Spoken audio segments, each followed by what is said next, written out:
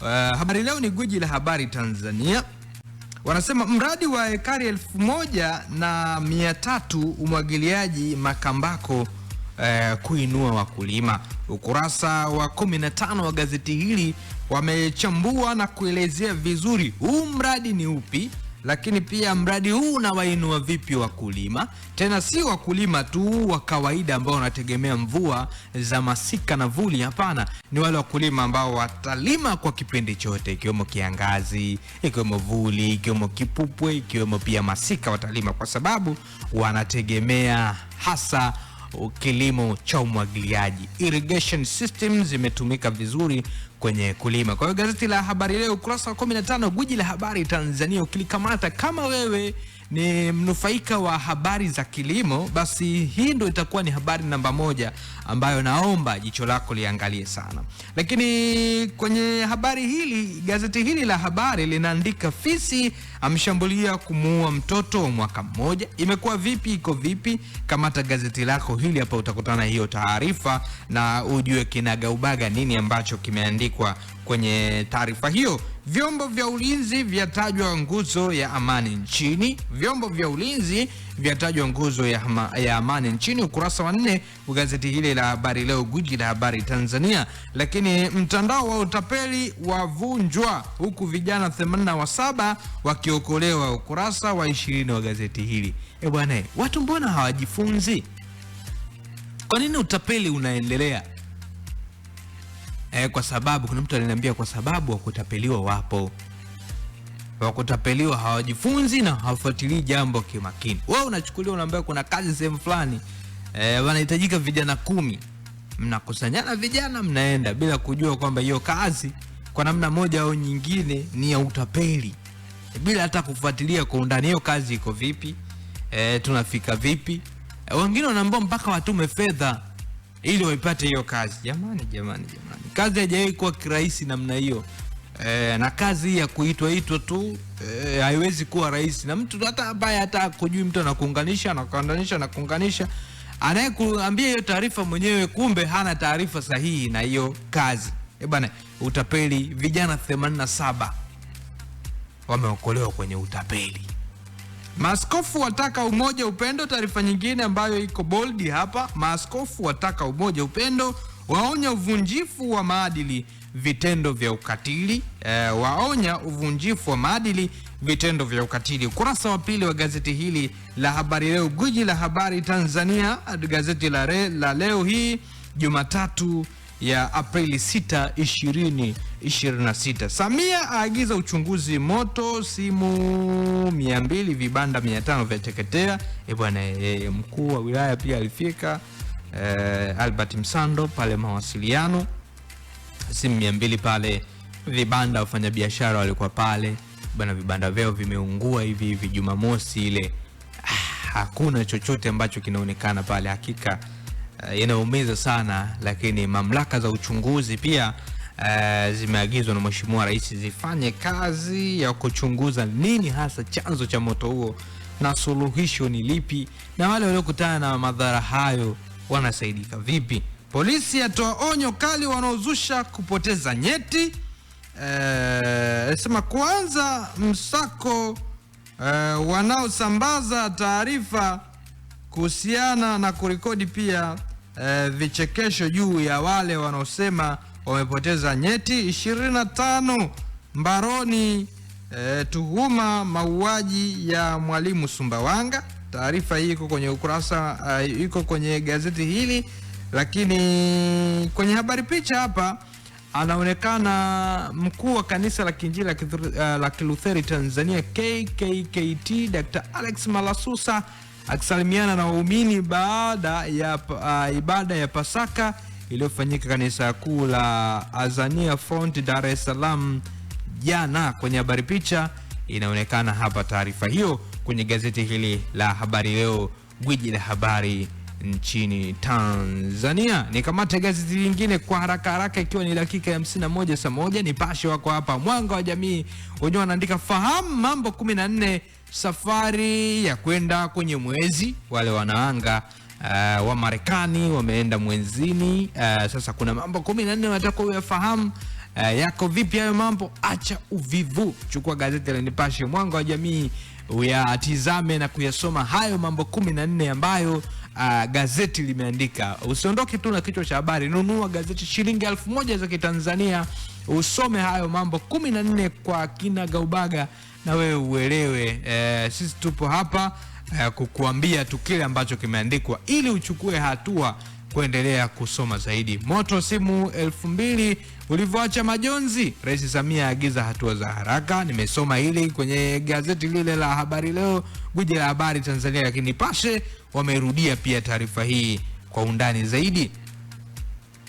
Nondo za maaskofu zipo hapa. Nondo za maaskofu waona shida vio kutoa shahada bila kuwekeza nyumba za malezi na makuzi ya vijana, wachambua madaraja ya malezi na tatizo lililoko, wataka upatanisho kwa jamii na Mungu, wa Tanzania kujenga utamaduni wa kusameheana na kupatana ili kuimarisha taifa. Furaha ya Pasaka haina maana kama hatutabadilika. Ni lazima kila mmoja atafakari nafasi yake na kuamua kusimama katika ukweli wa haki. Askofu Agustino Shaw amezungumza hilo. Lakini pia kwa Yesu tunajaliwa, anasema kwa Yesu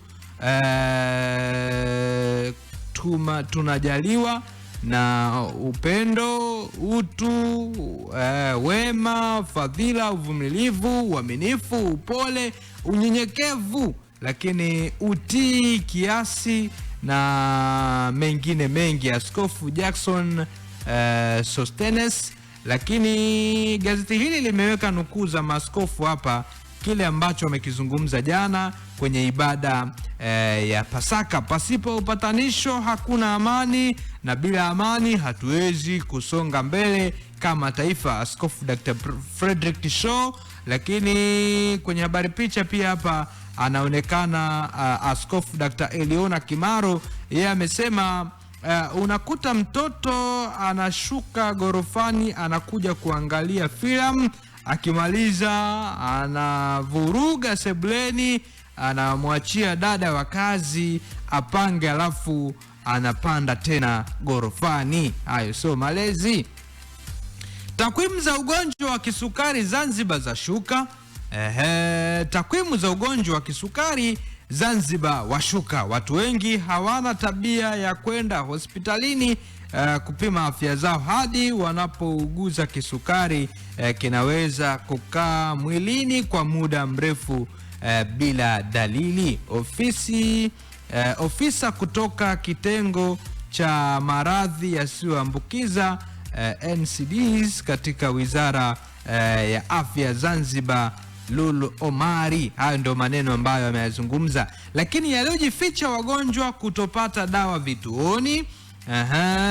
Gazeti hili limeandika yaliyojificha. Kwenye habari picha hapa anaonekana waziri wa afya Mohamed Mchengerwa, alafu maneno yaliyoandikwa hapa tena yameboldiwa, yanasema yaliyojificha wagonjwa kutopata dawa vituoni. Mganga mkuu wa serikali afichua mchezo mchafu wa matibabu na kampuni za dawa. Waziri awataja marasi na madisi kitanzini. Mfumo wa kidijitali sasa kufuatilia dawa hadi kwa mgonjwa. Habari ukurasa wa 4 wa gazeti hili limeandika vizuri kabisa. Kamata gazeti la Nipashe Mwanga wa Jamii kuyaona haya. Imani potofu zinavyochelewesha matibabu ya saratani kwa watoto. Imani potofu zinavyochelewesha matibabu ya saratani kwa watoto, ukurasa wa 19 wa gazeti hili la Nipashe Mwanga wa Jamii, ikiwa ni siku special kabisa hii leo ya kusherekea, kwa sababu bado ni holiday na bahati nzuri watoto wako nyumbani. Basi yote tunayapata hapa, na waondoke pia, tengeneza hata mfumo wa watoto kusoma taarifa hizi za magazeti, utakuja kunishukuru baadaye. Gazeti la Mwananchi liko hapa, ndio gazeti nalomaliza na nalo hii leo. Lenyewe linaandika viongozi waonya uchu wa madaraka. Viongozi waonywa, viongozi waonywa uchu wa madaraka. Yaelezwa namna uchu huo unavyofanya kuwa waongo. Askofu ataka viongozi wa serikali kukosolewa kwa njia za staha. Askofu ataka viongozi wa serikali kukosolewa kwa njia za staha.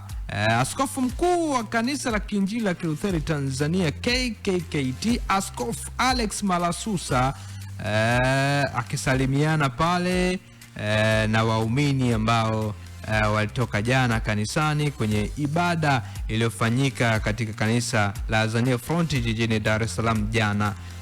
Picha iko hapa ikiwa inaonyesha akisalimiana na waumini. Lakini utoaji wa dawa ya kielektroniki tumaini jipya kwa wagonjwa, hii ifanyike kwa vitendo. Tunaingoja Mheshimiwa Waziri wa Afya Mohamed Mchengerwa, hii ya kutoa dawa kielektroniki, kufuatilia dawa kwa kielektroniki mpaka kwa wagonjwa, hii tunaingoja sana Mheshimiwa Waziri, na hii itatusaidia na itasaidia sana. Mijadala isiyo na tija yatishia ajenda muhimu za taifa.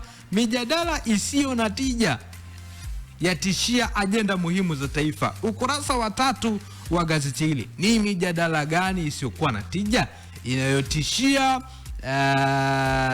ajenda muhimu za taifa? Kamata gazeti hili la Mwananchi, lenye limeandika kila kitu. Lakini Marekani ilivyomwokoa mwanajeshi wake ndani ya ardhi ya Iran. Ukurasa wa 16 wa gazeti hili wenyewe wanaendelea kuandika kinagaubaga kwa namna ambavyo Marekani imemwokoa. Hiyo taarifa mimi nataka naisikie sana. Ndio. Ilikuwaje jamani? Ilikuwa vipi? Kamata gazeti ukurasa wa 16, utaiona gazeti la Mwananchi. Utaiona taarifa hii vizuri. Mimi nilijua naisoma. Kwenye leo tunasoma sasa, kuchambua leo. Kuchambua sio leo. Lakini leo tunasoma kilichoandikwa kwenye magazeti ili tuwarahisishie wanunuaji, wakienda wananunua gazeti lililoandikwa nini? Wananunua gazeti gani? Kwanza umeona taarifa gani? Umeona namna ambavyo watu walikuwa wamegawana kumtafuta